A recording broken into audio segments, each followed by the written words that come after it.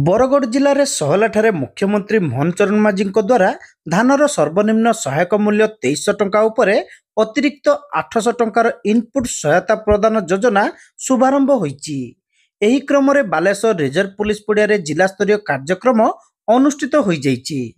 राज्य गृह निर्माण और नगर उन्नयन तथा साधारण उद्योग मंत्री डाक्तर कृष्णचंद्र महापात्र, बालेश्वर सांसद प्रताप चंद्र षडंगी, राज्य शासक दल उपमुख्य सचेतक तथा रेमुणा विधायक गोविंद चंद्र दास, सदर विधायक मानस कुमार दत्त, नीलगिरी विधायक संतोष खटुआ प्रमुख एथिरे जोगदेई कृषि और कृषकर विकास रे वर्तमान सरकारंकर निष्पत्ति तथा उद्यम संपर्क रे आलोचना करथिले।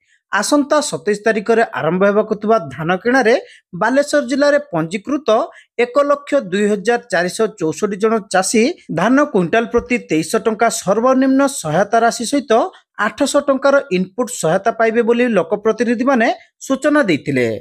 एने प्रशासन पक्षरु निकट भविष्य में साधारण रे सचेतनता सृष्टि करा जिवो बोली सेमाने कहिथिले। अन्य पक्षरे प्रत्येक मंडी रे सीसीटीवी लगाइबा सहित एक केंद्रीय स्तरीय कंट्रोल रूम व्यवस्था मध्य करा जाइछि। धान परिवहनकारी जानगुड़िक गतिविधि उपरे नजर रखिबा पई पश्चिमबंग सीमांत अंचल रे 8टी स्थान को चिन्हट करा जाइछि। सेहिभଳି मंडी रे धान संग्रह को सुगम करिबा पई विभिन्न प्रकारर पदक्षेप निया जाइछि। मिल को धान पहुंचीबा पूर्व एहार मान को निश्चित करिबा पई मंडी रे धानर नियम अनुसार जांच करा जिवो। मिल को धान पहुंचीबा पूर्व एहार मान को निश्चित करिबा पई मंडी रे धानर नियम अनुसार जांच करा जिवो एवं जांच समय रे मिलर उपस्थित रहिबे। जांच रिपोर्टर एकाकता नकल संपृक्त चाषी को प्रदान करा जिवो। जिला अधिकारी माने विभिन्न मंडी परिदर्शन करी धान संग्रह व्यवस्था तदारक करिबे बोली अतिथि माने कहिथिले। बालेश्वर जिले में 141 प्राथमिक सेवा समवाय समिति, 2टी लैंप एवं 8टी स्वयं सहायक गोष्ठी 180 केन्द्र रे एथर खरीद धान संग्रह करिवे।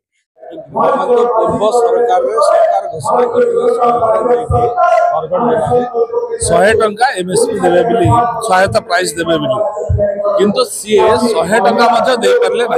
किंतु आम सरकार मोहन माझी सरकार भारतीय जनता पार्टी सरकार शपथ नबार 1 घंटा भितर कैबिनेट बैठक डाकिले एवं से कैबिनेट बैठक रे 4टी मुख्य प्रसंग से मोहर मारा जाइथिला। सेति मधर चाषी भाई कथा थिला जो चाषी भाई माने 2300 टंका केन्द्र एमएसपी पाउथिले ता संगे ओडिसा रे आमे बोनस आकार 800 टंका देवार घोषणा कराइथिला। ता मध्य बजेट रे रखा गला एवं ताहा आज माननीय मुख्यमंत्री जाई बरगढ़ जिले में आज ये सहायक राशि आज प्रथम थर करी बटन टीपी ताको देबे जो कि चाषी गोटे दिन 24 घंटा भितर ताकर प्राइस पाई पाउछंती।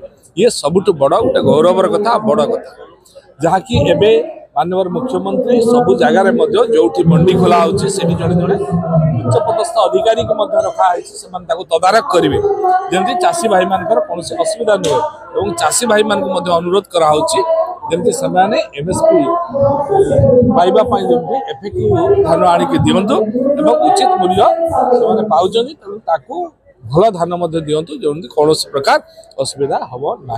से संपूर्ण भाव में टीम कराई स्क्वाड कराई से जिलापाल एसपी एवं चीफ सीएस एमान को दिखाई दायित्व 4टी गाड़ी से कैमेरा लगी से 4टी गाड़ी स्क्वाड बुलूंट एवं तदारक करुँच जमी वेस्ट बेंगल कौन सी धान बॉर्डर एरिया न पशि पारे तापाई सक्रिय होगी टीम काम करम चाषी भाई माने केभे भी कम रेट रे दलाल मान को देवे नहीं कारण से उपयुक्त मूल्य पाइबे। जेते चाषी अच्छा जेते धान अच्छे सब धान आम सरकार मोहन माझी सरकार सब धान किणवे से 100 टंका दे पार नथिले मान्यवर काली जो अर्थमंत्री पूर्वतन अर्थमंत्री थिले से विधानसभा कहले खुशी हेले जो 16 लाख टंका से पाउछन तेणु ये गोटे बहुत समस्त चाषी भाई मान ये बहुत बड़ कथा समस्ते एथरे उपकृत हेबे। चाषी भाई मान जो अभावी बिक्री बा चाषी भाई मान जो मुंड बथार कारण थिला